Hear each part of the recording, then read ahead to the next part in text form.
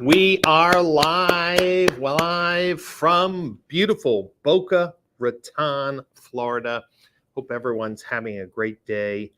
I've been traveling a lot and haven't been posting many live stream, but I wanted to just take a few moments and address some observations that I have regarding the automotive industry and challenge all my viewers and followers on social media to speak up if you can. But the truth is that many of you can't comment on these videos. You can't comment on my articles on LinkedIn, but you will privately message me. You will privately call me because our industry is locked in envy and fear. And I'd like to see what we can do to unlock this bottleneck in progress.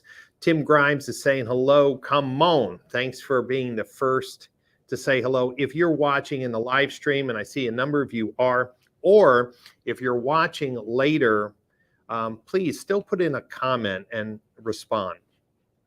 It was great being in Holland last week as I spoke to automotive professionals there.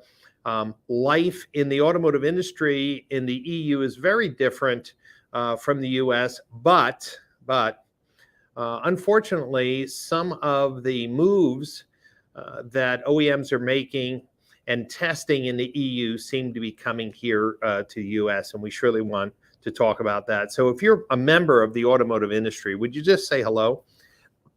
Just put a little emoji, thumbs up in the comments.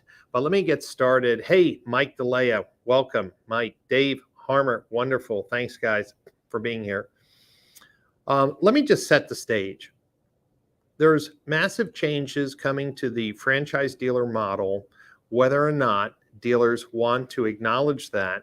Yes, certain states like Florida, maybe Chicago and others have very strong dealer advocacy laws. Hey, Terry, Alan Cooper, come on, you're going to love this conversation. But the truth is, and Alan has shared this online, that in many countries outside the United States, OEMs are moving to this agency model or agent model where the new cars are sold at a set price, like let's just say MSRP, and the dealer doesn't control the price. The dealer gets a fixed commission for selling that vehicle. But there's a lot of missing information in this model. And I want to address some of these challenges. But some dealers are going to say, no, it's never going to happen. Hey, Jeff. Hey, Holly. It's not going to happen here in the US. This agency model, we have franchise laws to protect. Guess what? Ford and GM effectively announced that EV customers are different. They need to be handled differently. And we're going to control the price and control your commission because they're EV vehicles. Now, this is where the envy comes in. I think in most OEM meetings, they have a love fest with Tesla and maybe Carvana.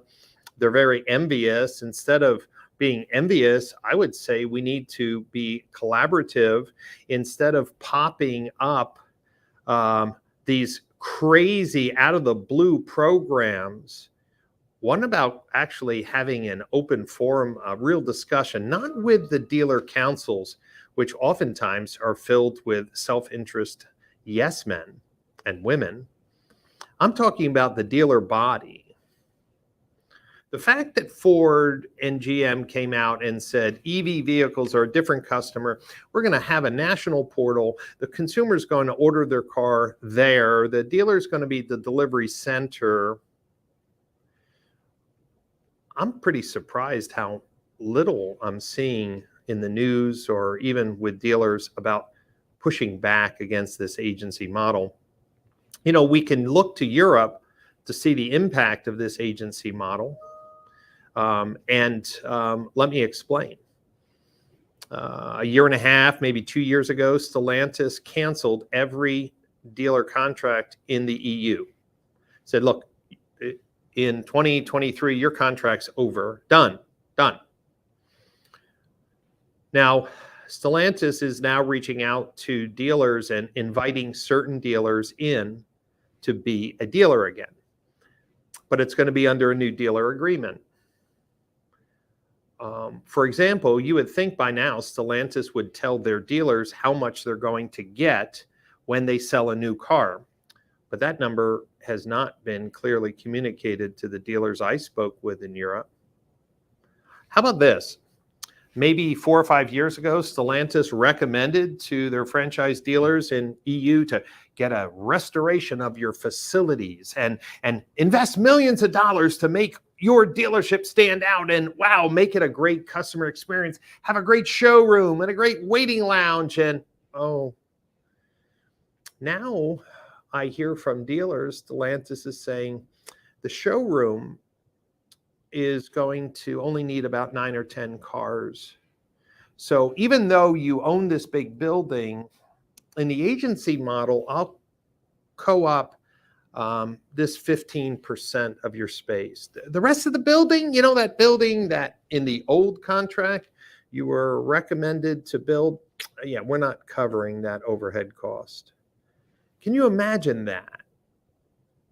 You see, when trust is broken, how can you expect the dealer network to stand by you when you need to move metal? Now, of course, we're hearing from GM and Ford and maybe some others, they're going to do build to order. Imagine that. What happens to Ford and GM when they build to order EV vehicles and Toyota, Kia, and Hyundai fill dealer lots with a few hundred EV vehicles? How many months or quarters, and my friends in the industry need to speak up here, how many quarters will it take for GM and Ford when they start losing market share because consumers don't want to wait 90 days or 60 days for their next vehicle? What happens then?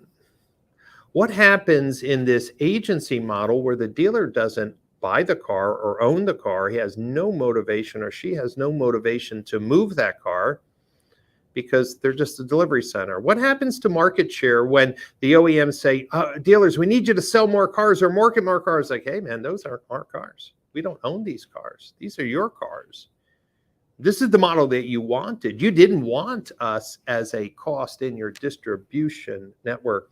You see, what I heard over in Europe over and over again is the OEMs are telling dealers, we need to reduce the cost of our distribution network. And what I heard basically was those costs have to be borne very harshly from the dealers' profits. Think about this. What about the dealers here in the US? If the agency model continues to push out without being challenged, and build to order, it sounds like the way to reduce costs, and it doesn't work. How much trust in the dealer network has been broken? You see, the problem is many-fold. You've heard me criticize the folks at Nissan and Stellantis for having open digital retailing platforms, and then overnight sending an email to their dealers, please cancel those previously approved platforms. We want you to go with one choice. And those choices were inferior to the choices that the dealers already had without any warning. It's breaking of trust. Now, here's the fear part. The CRM companies, the website companies, the digital retailing companies, the DMS companies, the service partners, no one's speaking up because they're all in these OEM co-op programs. The other day, Jim Ziegler and I did a really groundbreaking discussion, and we came together because we both care about the dealers and we both share one common characteristic, other than loving dealers, is that we're not in OEM co-op programs. So when Stellantis pushed eShop, which was a inferior product at that time, to other products, I wrote a research report and published it. None of the DR companies could come out and say anything because of fear. The digital retailing companies know that a single platform choice is bad for dealers and bad for them, but they can't speak up because then maybe they won't be chosen to participate in an open platform. And of course, with this fear mindset, that means very few people get to influence the OEM's decisions. For example, when Ford compromised what Wall Street wanted the EV vehicles to be broken up into a separate company so that the Ford EV division or new company would get a higher valuation like that of Tesla. They decided to have two internal divisions, which I call as a soft breakup. Basically, it's a trial breakup where these two ICE vehicles and EV vehicles are two separate operating divisions. But what was played in that release was that the EV vehicles will be ordered on a central website. They will have an MSRP, a single price, and that the dealers would get some type of compensation for selling cars. But here's what was not disclosed. What about the trade? What about the trade? What about F&I products? When someone goes to a national site and picks a vehicle and then picks a local dealer, does the dealer's F&I product show, or is that also going to be controlled by the OEM? And then you have announcements from GM about Car Bravo wanting to get in the used car business. But if you think that was GM's idea, it wasn't. That was Stellantis's idea from Europe. Stellantis has a platform called Spotty Car, where Stellantis is now effectively competing with dealers for the used cars in that market. You see, what's the world going to be like if GM decides to do Car Bravo and Stellantis decides to do Spotty Car in the US? Could you imagine what is there going to be 15 classified additional new websites for consumers to go? And what happens if the OEMs start to tell GM dealers like, hey, you only can show your cars here on Car Bravo. You can't show them on Cars.com, Auto Trader, or Car Gurus. You say, Brian, that's not possible. Hey, guess what? It seems to me that with the carrot or stick, dealers are caving in to pressure because they're afraid about inventory. I talked to two dealer groups. I'll share the stories. Fear and envy. Fear and envy. Remember this theme. This one dealer group didn't want to use the Nissan at Home digital retailing platform, but this dealer group said, hey, when Nissan offered, my regional rep offered me another allocation of cars, which would mean hundreds of thousands of dollars of profit, it was kind of hard not to put their software on the website. What about standing your ground, wanting to have a unified customer experience? What about your digital retailing platform? But Brian, when you're talking about hundreds of thousands of dollars, we can't say no. Another dealer group with same thing with Stellantis. They didn't want eShop, but there was insinuations of penalties if you didn't cooperate and possible carrots of getting more inventory. This is what I'm hearing from dealers. I'm not just making this up. And maybe some of you won't be bold enough to put it in the comments, but you know this is happening. So doesn't that mean that the OEMs get what they want? I mean, imagine the brainwashing that's going on. I've been buying ICE cars, internal combustion engine cars, my whole entire life. If I decide, and I might, my next car being an EV, all of a sudden I became a different customer. The dealer that I've been buying my cars at doesn't get to do their normal sales process, maybe that they've spent millions of dollars to develop. You see,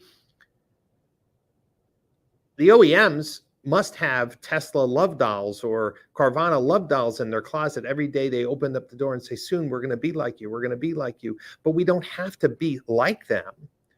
We can be better than them. because we have local franchise dealers who are passionate about their business, the local community, the people that they employ, the nonprofits that they support. Now, I agree that we need to reduce costs in the distribution network, for sure. And dealers need to be more efficient in the way they manage their labor force. And there's amazing technology that's coming out to do that. But to the vendor community, let me just tell you, years, and Mike DeLay, you would know this because Mike, you're in the software business. Years of vendors not cooperating, years of having no APIs, years of fighting over who owns the data, years of charging exorbitant fees to access data, really was the breeding ground for Tekion. Think about it. Tekion's executive team must have looked at this multi-billion-dollar industry and saying, you kidding me? You have like 3 or 4 people who control the DMS and they don't talk to each other and they charge these outrageous fees. There's no APIs. There's all hokey integrations. People are using what, ADF XML files to move data. We have duplicate records. This is all because our industry didn't want to build software that was compatible or with APIs or interchange connects. As a result, someone comes in like Tekion and says, you know, all these companies, they're using 20-year-old, 30-year-old technology infrastructures, which of course creates data errors, data delays, reporting issues. And they come into the OEMs and say, look, we're going to clean slate this. We have the smartest people in the world. And believe me, the dealers who went to that Tekion booth, which was right across from our booth at NADA, that booth was packed the entire time. Dealers came out of those presentations and said, their software is amazing. And I'm sure it is. But an end-to-end solution without real testing and scale is one thing. But the bigger thing is what about dealer choice? What about Lithia, who's branded Driveway and has invested millions and millions and millions of dollars in branding Driveway? And what about Asbury with ClickLane? Or what about Group One or others who've created a retail experience because they want that transaction to be faster, easier, mostly online to save consumers time? And now, after all of their work to create an entrepreneurial success story to a new modern retail experience, the OEMs are going to say, sorry, throw all that out. You have to use our one-point platform. As good as Tekion can be, it cannot meet the needs of dealer groups who need interconnect and choice. You see, when GM said all electric vehicles will go down and use the Tekion digital retailing platform from start to finish, from leads to communication to contracting and deal signing, it's like, that's a beautiful model if you believe that you were creating a fresh Tesla network. This is the MVPs. But no one wants to speak up. No one wants to say, hey, listen, if a small dealer wants to use Tekion end-to-end, great, let them do that. It's their choice. But if I'm a dealer group that's on a Reynolds DMS platform or a CDK platform, and I've developed my retail software and infrastructure and reporting, give me APIs to update Tekion, but don't force me. Can you imagine if every OEM says you have to use my retail platform? You say, well, Brian, isn't that what McDonald's and Burger King does? Yeah, they're selling burgers. I don't think the OEMs realize that on a national portal, when somebody goes, listen to me, with this EV mindset that the customers, you go watch a consumer try to configure a Ford Bronco, let alone an EV Ford Bronco with 7 different trim levels and 100 different accessories, and then watch. They try to trade in their Ford F-150 that they bought during COVID that they paid $15,000 over MSRP for. Yeah, you go and tell me how that deal is going to work on a national portal without the dealer's expertise and care about getting the deal funded, let alone who wants that toxic car or that toxic experience, especially if the consumer's frustrated. You see, the OEMs have done some math, And they're like, if we go to the agent model, we could save another 1 or 2 or even 3%. I ask the question, why break the trust of the dealer network? Why, just because dealers are making money now, you want a piece of that? You want to come into the used car business? You want to take that profit center? You want to control that profit center? I think the Car Bravo proposal to GM dealers is a no-go. That's a no, no, no, no, no. And yet I talk to GM dealers like, yeah, I think we're going to do it. I'm like, what's the upside to putting another middleman into your used car profit center? I think that when you think of, say, the Sonic's Echo Park used car centers, I think some of the dealer groups saw this coming a little sooner than others. Instead of building these huge palaces for new and used cars, think about this. Echo Park is a standalone used car with a great sales process, a great experience. Talk about a competitor to Carvana. Sonic didn't wait, didn't have envy. They just used their entrepreneurial experience. Now, granted, Carvana was using someone else's money to build it, but dealers can use their own money to create interesting experiences for consumers that can compete. But the big thing is if you understand what the agent model looks like, is that the OEM is only going to want to pay for a small facility for you to showcase cars and be a place where orders can be delivered. What about the people who just spent $30 or $40 million on a facility? What are you going to do? Like have a bowling alley converted? Is it going to be a movie theater? What is it going to look like?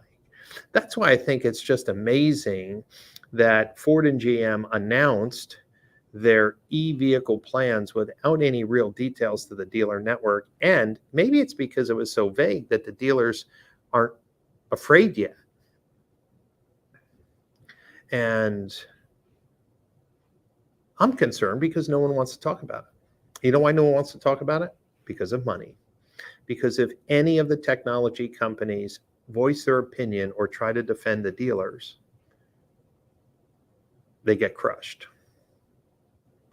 And I think that the OEMs are listening to a very, very narrow audience and voice that says, look, you know, all these vendors that are in this space, we can really boot all of them if we just build an end-to-end, clean, brand new tech platform and just force the dealers to use it. And we can even make even more money if we build to order, we just drop the cars that are built to the dealer. We don't have to spend money on rebates and incentives. And all of these things sound great until they don't work.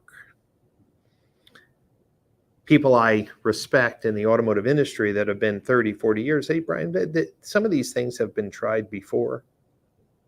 The real question is why isn't there a more collaborative dance?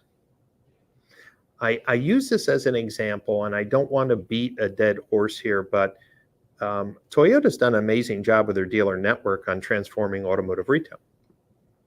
I wish Ford and GM did a better job.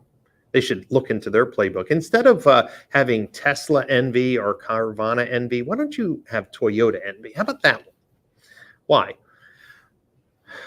Toyota encouraged all their dealer network to start engaging in some form of digital retailing. And I want to just define digital retailing as taking down the walls of the dealership and sharing the information about the affordability of cars that was once only kept inside the showroom to the consumer wherever they want to interact. So digital retailing is moving this information that was saved inside and only being able to be seen inside the dealership out to the consumer in their home or work. These digital retailing tools are just taking the tools that were used inside the dealership and move them out in a more transparent way, giving the customers choice and reduce the number of surprises when they get to the point of actually buying a vehicle. Now, Toyota said, hey guys, this is the future. This is what consumers want. So they authorized maybe 5 or 6 different digital retailing platforms. And they said, hey, you want to use CarNow? Go. You want to use Gabagoo? You want to use Prodigy? You want to use Roadster? You want to use Cox? Go ahead, get the experience, because we're building Toyota SmartPath. And they said, look, year one, it's not going to be awesome. And maybe year two is not going to be something that you want to use. But each year we're going to get better and we're going to show you and show you. And I've been following the path. And guess what?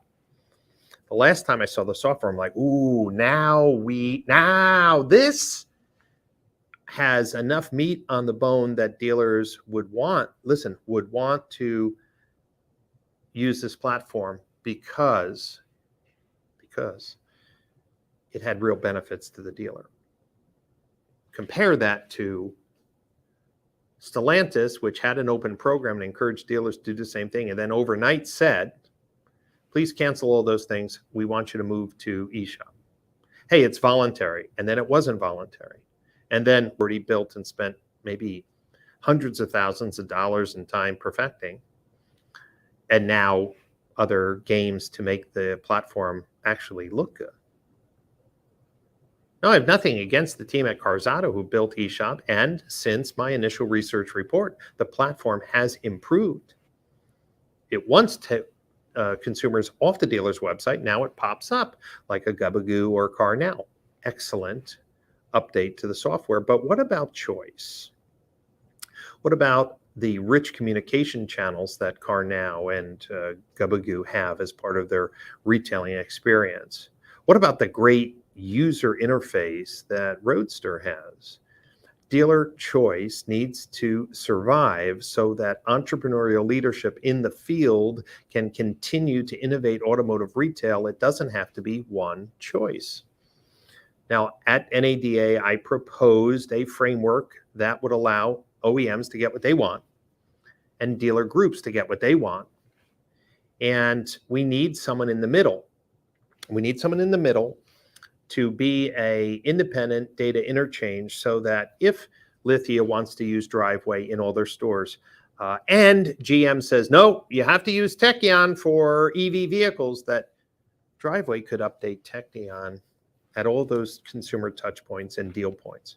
That independent data interchange needs to be built. Now, who is someone who's already in that role that could do something like that?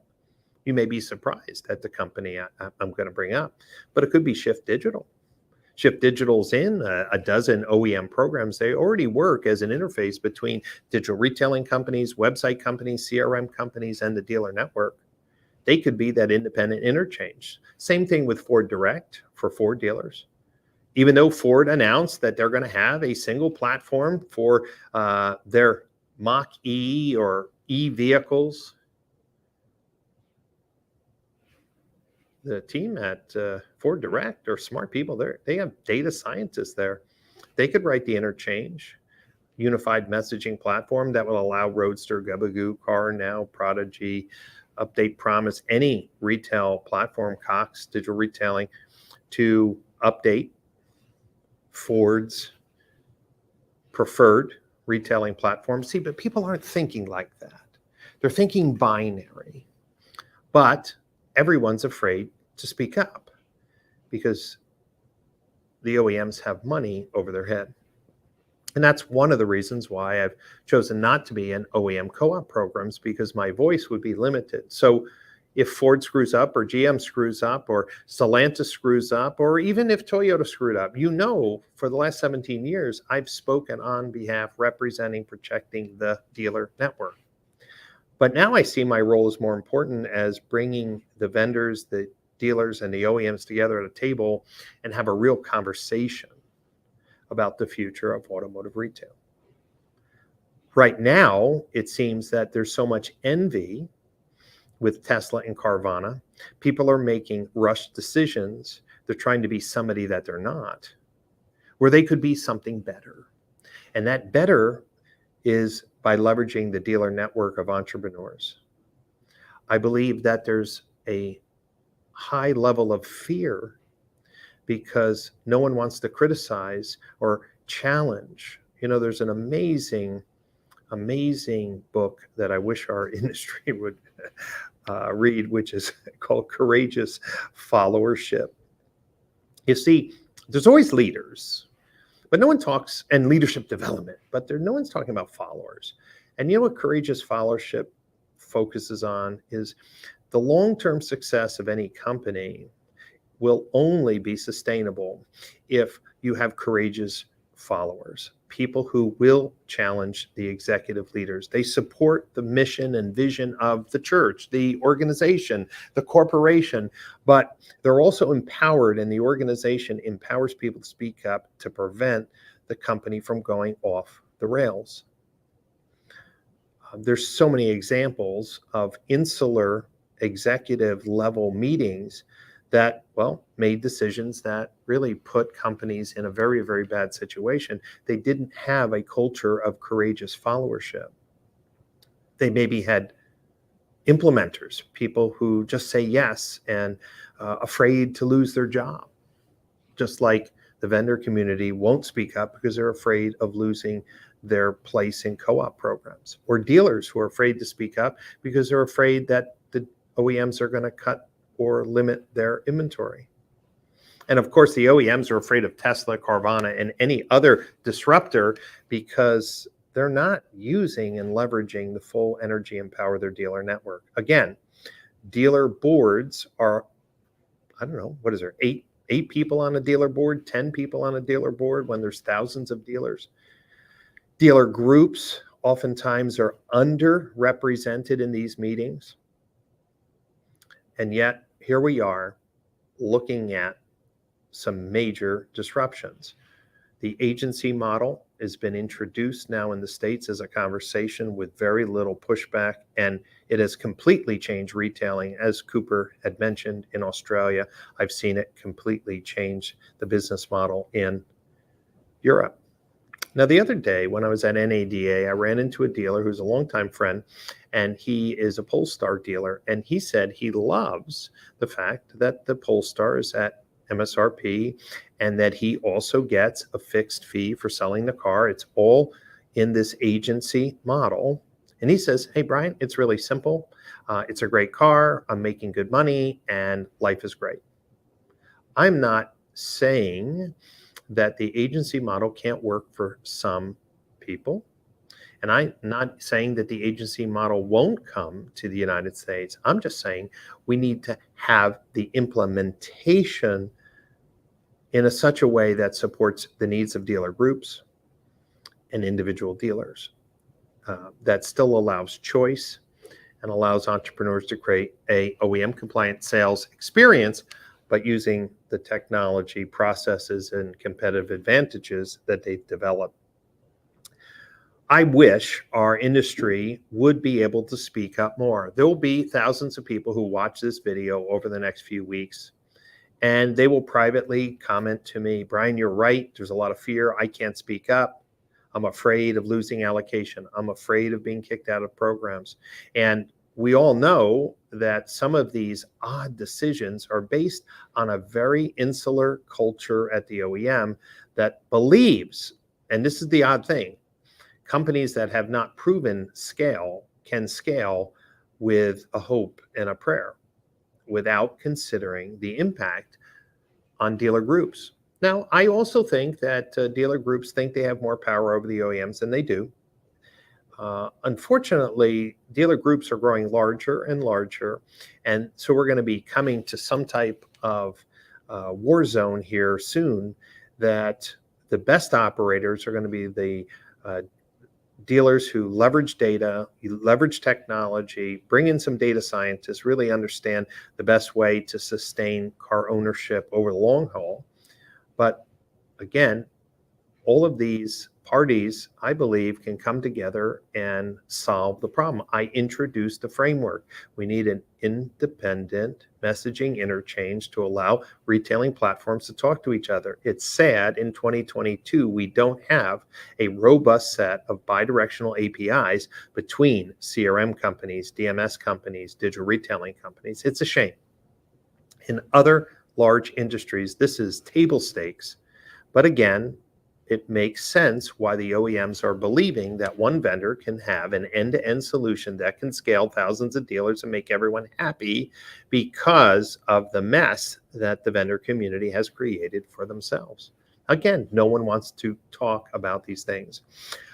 I bring all this thing up because I'm going to continue to push on this year to to preserve dealer choice of their technology and sales process while expanding the data and the needs that OEMs need to better to operate more efficiently, and to create a better customer experience.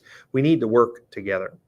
And to that degree, dealers who want to be part of the discussion, really want to collaborate with people from the OEM community, from the vendor community, and the dealer group community, I encourage you to come out to the Digital Marketing Strategies Conference in May.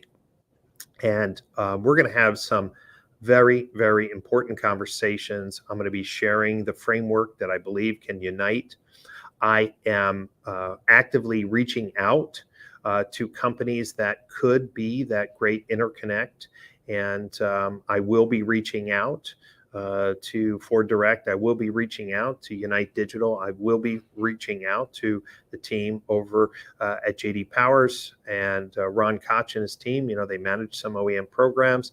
And of course, I've already met with the president of Shift Digital. We need to figure out how we can protect the entrepreneurial spirit if we go to one price, commission-based selling of new cars. What happens when the OEMs want to increase market share? What happens when there's a disruption and someone comes in and says build to order isn't going to be the way it's going to be?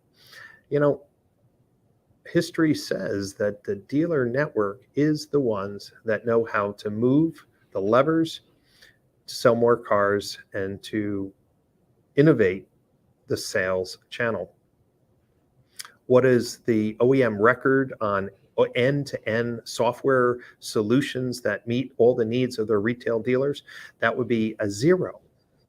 What is the OEM track record on single choice programs? 0. GM dealers should remember not too long ago, they had one choice for websites, that was CDK websites. And I'm not talking about the website technology. Dealers didn't like the fact that everyone was on the same website platform. And eventually, dealer voice won, and now GM dealers have choice. Yet, a few years later, here we are. It seems that people have forgotten history, and now we have proposed a Tekion end-to-end solution, single choice for e-vehicles through GM. Have we not learned any lessons over time? If I was a software developer working for an automotive tech company, I'd be worried. Because, but if you read between the lines on Tekion's story, there's going to be a lot of companies that will effectively be put out of business. Yes, Tekion says, we have open APIs. We're going to be open, but behind the scenes, they say, well, you're not going to need a CRM because our CRM is awesome. And you're not going to need a marketing automation platform because we're going to build that. And you're not going to need the MPI. You're not going to need all those tools in the service. We're going to build all them. Yeah. Do we have open APIs? Yes. But our software is going to be so good that we'll just replace all of them. And if they can accomplish that goal, more power to them, because disruptors disrupt. But if I was in the software business of the automotive industry, I'd be scared that years of closed thinking, lack of APIs, no one's talking about this, that there could be hundreds of companies that are shuttered over the next few years because we kept our head in the sand. We pretended we had control, yet all our software systems were in isolated data silos. So we have vendor problems, we have dealer problems, we have OEM problems. We need to come together and work out, hash some ideas. What I think we're in is a binary thinking. It's a one-way thought, is either the OEM is in full control or the dealer is in full control, and I believe there's a middle ground. I've met some amazing OEM leaders that love their dealer networks and protect them, and others, I hear one thing in the press releases and I see something else in their actual execution of change. Their change management process doesn't match the press release. And I know some of you agree with that. Whatever they say in the press release, that we love our dealers, we're going to protect our dealers, and our dealers are important to our future success story, the actions, the change management strategy is so poorly managed, it contradicts those statements. And again, the lack of comments on this live stream is just indicative of the problem of fear. No one is going to make a comment that could be, well, honest and implied criticism of one of those three parties, the dealers, the OEMs, and the vendors, because of fear. So I hope, especially for the dealers and dealer groups that are looking for some perspective, new thought processes, new dialogues to help our industry move forward, hope you will come out to the Digital Marketing Strategies Conference in the Napa Valley this May. You can fly in on Sunday morning. We start Sunday afternoon, and then all day Monday, all day Tuesday. Come in a day or two early and enjoy some of the great wineries and wines that are out there. But this is an important time in our history. This is an important time in our history to realize we are locked in envy and fear. And this isn't the mindset that is going to move our industry forward. If we continue on envy and fear, we'll be making a lot of missteps, a lot of damage. And yeah, we may eventually get to a better retail experience for consumers, but we're not with the loss of thousands of jobs, disrupting local communities. And I'll just say the charities and nonprofits that dealers support. You say, Brian, you're being too dramatic. Listen to the words and actions. Look what's happening outside of the United States. And if the state dealer associations don't get their act together, if our government doesn't take action in protecting the franchise laws, then guess what? In the end, the OEMs seem to get exactly what they want. And it may be dangling money, it may be dangling a carrot of inventory or some other thing, but they're going to get their way. And why not everyone get their way?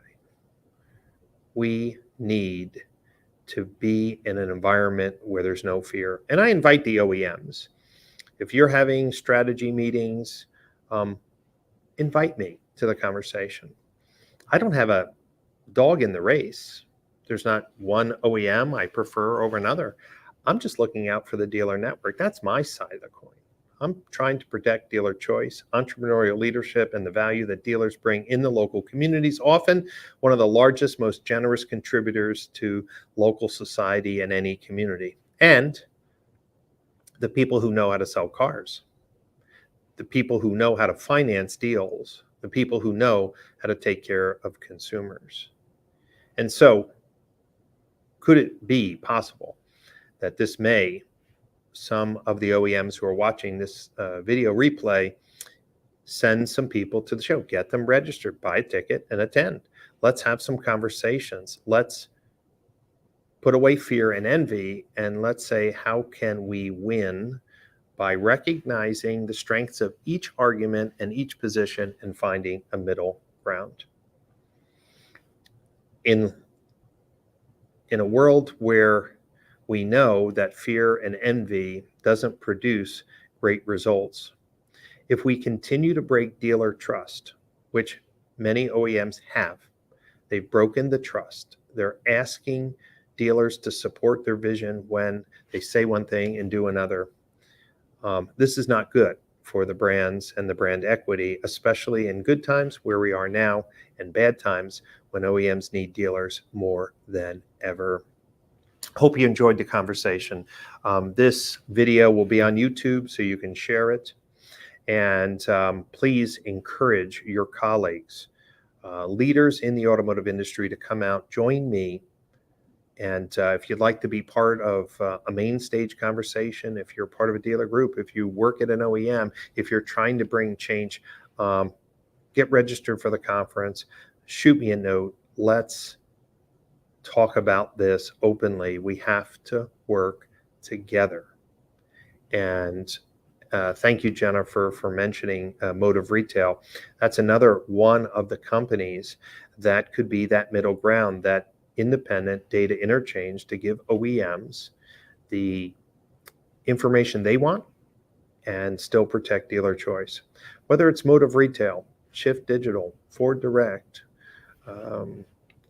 Unite Digital, there are key people, JD Powers, that could be the interchange, but it will require the software and vendor community to accelerate API development and have a standard common language to update each step of the consumer retail journey so OEMs can see not only what happens outside the dealership, but inside the dealership. And that shared customer record is something that can benefit both the OEM and the dealer as we try to sell more cars in a digital age and retain the entrepreneurial leadership that is driving automotive retail. I want to thank everyone for watching. If you enjoyed this conversation, please share the YouTube video. As soon as I end the broadcast, it will be on my YouTube channel. Go ahead, share that with your colleagues. And I'm looking for the people who are willing to speak and stand up and protect automotive retail to join me in the Napa Valley in May. It's time we put down the knives and the pitchforks and the atomic bombs and meet together and work out what the future of automotive retail. I don't have a dog in the race. I don't sell websites. I don't sell digital retailing. I don't sell CRMs, and I don't sell DMSs. And surely I don't manufacture cars. But it seems that somebody has to be the catalyst to bring people together, because what we have now is absolutely not working, and it will not be sustainable.